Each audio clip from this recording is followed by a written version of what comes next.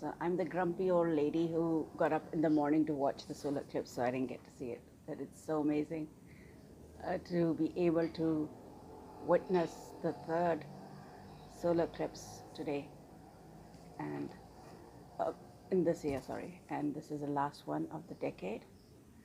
Um, so yeah, I'm really happy. My kids, I try to get my kids to wake up, but it's a new generation. It's a, so there's so many myths about the moon, solar eclipse, and the lunar eclipse. Um, we're hearing about a lot of superstitions about how it affects the governments that are in power, and if there's a solar eclipse, it means the downfall, something. So yeah, that would be weird. But of course, it's actually the sun's clear. Interesting, but there's nothing happening here, so yeah.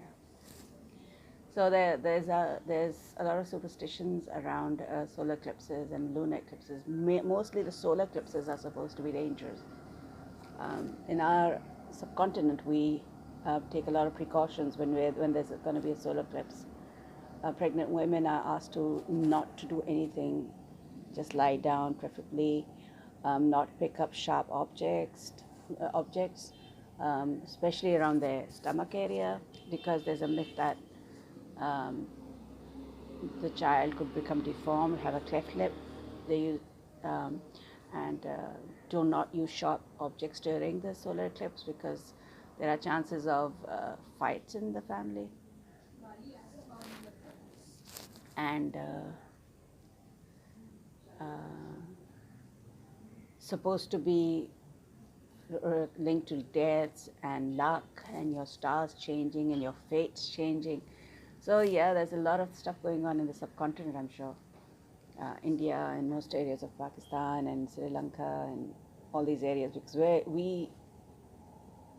our ancestors were very interested in the natural changes, and eclipses was a big thing, which which would herald misfortunes for many people, especially the rulers or the rich. So there's a lot of prayers going on in all the different religions in this region, because some people believe that the sun is under a lot of pain during this process, during this natural process. So they're praying that things go well and the sun comes out on the eclipse.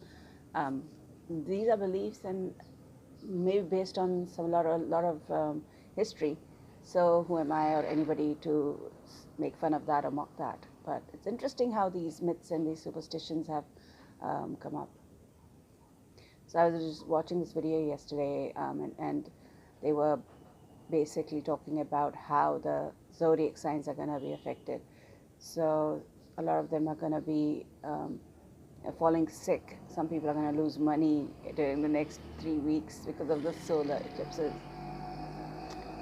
And some people are going to be making a lot of money because the bad cycle in their lives is going to change. Some people are going to have a bad cycle start in their lives.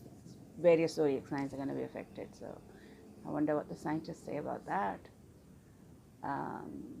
A lot of religious scholars are saying that it has nothing to do with your fate. It is God's will, and we should pray and ask for forgiveness. Scientists, of course, are saying it's a natural phenomena. It's something that's happened since the dawn of this. That's a weird word, dawn of the sun. It's always happened, and it's always going to happen. So it's going to be. It has nothing to do with, except for I think the tides and all. Maybe the sea is going to be affected. I wonder what happened to are there any people like the Luni cycle that goes on when this moon goes, when there's a full moon or when there's an eclipse? People used to be affected by that according to some stories. And I wonder if the solar eclipse has Solonies. So let's see. I'm still waiting for my solar eclipse.